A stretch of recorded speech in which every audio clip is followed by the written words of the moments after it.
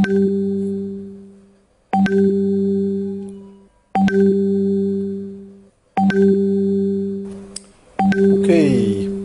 this is the client-server architecture lectures. So let's talk about sockets. Sockets as inter-process communication descriptor. Okay, what I mean by that, let me. One is the creation of a socket. How do you create a socket?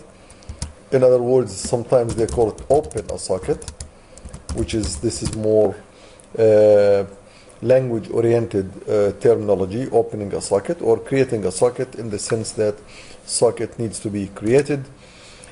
Also, we need to be able to read data from socket, write data into sockets, because this is basically what sockets are for. These are to exchange data between processes, between a client and the server.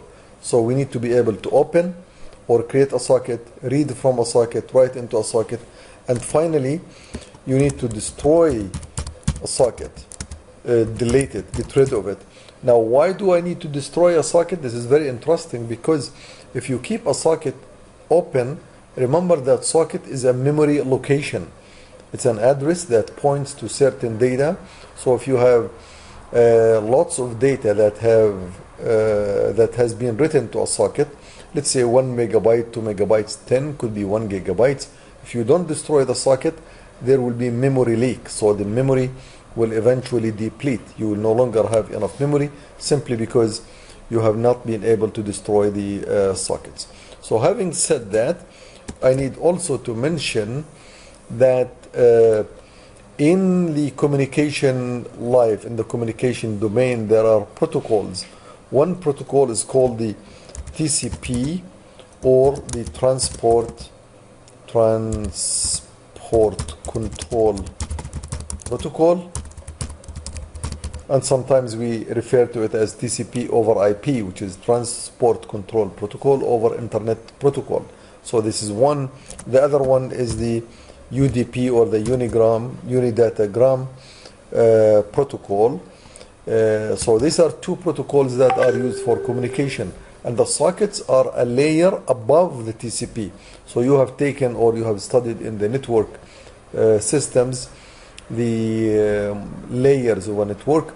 One of the layers that is the transport layer, which is where the TCP and the UDP are layers. On top of that, you build the sockets. So the sockets, they are built as one layer above the Transport Control Protocol, or the UDP. Okay, so we'll talk about these two. And then I think I already mentioned that a socket is identified. Sockets are identified by two things: by either the port address, which is usually, it's an IP address. And remember, if the client and server, or the two communicating processes, are on the same server, then the address, which is the port address, is called the local host. It is the current host. It's the same host as the client or the server. We call it local host.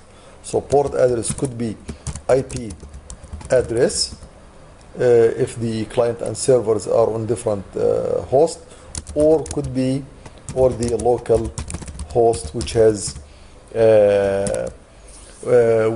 an address usually known as I think it's 192.68.1.1 or something like that. And also it's identified by a port and by a port number. So it's port address and the port number. Now, port number, I already mentioned last time that the ports can be from 0 all the way to 65,535, or 2 to the power 16. However, the first 1024 ports are reserved, so make sure that you don't use these ports. Although in principle you can define the socket with any IP address, local host, or an IP address that where the port exists, and by any port number between 0 and 2 to the power 16. However, we restrict the use of the ports to the all the ports except the first 1024, because the first ones are reserved for certain protocols, certain systems. Windows are using them, Unix is using them, Android, and so on. There are many platforms are using these. So this is the main idea of the socket descriptor. So you need to be able to create it, and we will show how we create it in Java, to read and write, read from the socket right into it, to destroy it, and then we'll show how this will be done over TCP or UDP protocols, and the identifiers of the socket.